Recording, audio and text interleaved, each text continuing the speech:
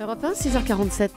L'édito éco avec Nicolas Barré du journal Les Échos. Bonjour. Bonjour Bruce. Alors les ministres ont publié leur patrimoine, ça a été annoncé hier, peu après 18h sur le site du gouvernement. Évidemment tout le monde a commencé à faire des comparaisons. C'est dans la presse d'ailleurs ce matin, on va y revenir dans quelques instants.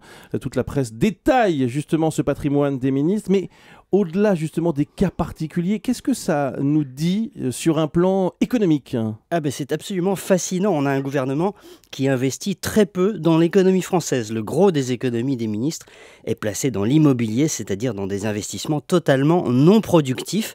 Et puis quand il reste un peu d'épargne, elle est la plupart du temps très mal gérée. Elle est placée sur des comptes courants ou des comptes sur livret qui ne rapportent pas grand-chose. En fait, nos ministres sont plus cigales que fourmis, plus consommateurs qu'épargnants. Le seul qui investisse dans l'économie, c'est Laurent Fabius, avec 1,3 million de valeurs mobilières et un demi-million d'euros d'assurance vie.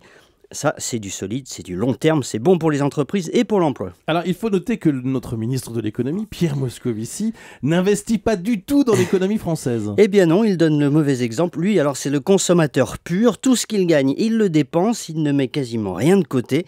Son cas d'ailleurs est très intéressant. Son patrimoine est exactement égal au patrimoine moyen des Français qui est de 260 000 €.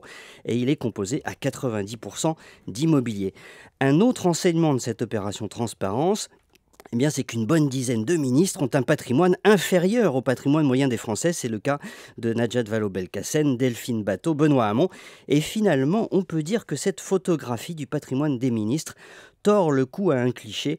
A priori, ils ne se sont pas enrichis de par leurs fonctions. Alors, il y a ceux qui sont en dessous de la moyenne, vous le disiez à l'instant, et puis il y a ceux qui sont aussi assujettis à l'ISF. Alors, au moins 4, effectivement, Laurent Fabius, Michel Delaunay, Michel Sapin et Marisol Touraine. Le cas de Jean-Marc Ayrault est tangent, il est tout juste à la limite de l'ISF.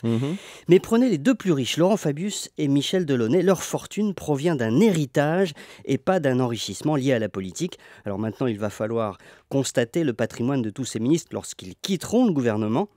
C'est là qu'on pourra vraiment dire s'ils ont profité de la politique. Le paradoxe de toute cette affaire, c'est qu'après la publication de ces 38 déclarations de patrimoine, la seule qui manque finalement, c'est celle de Jérôme Cahuzac, peut-être le plus fortuné de l'équipe. Ouais, c'est vrai. En tout cas, on l'a bien compris, ce n'est pas la politique qui enrichit nos ministres. On peut même noter, vous l'avez dit, qu'une bonne dizaine de membres du gouvernement sont en dessous du patrimoine moyen des Français. Merci beaucoup, Nicolas Barré.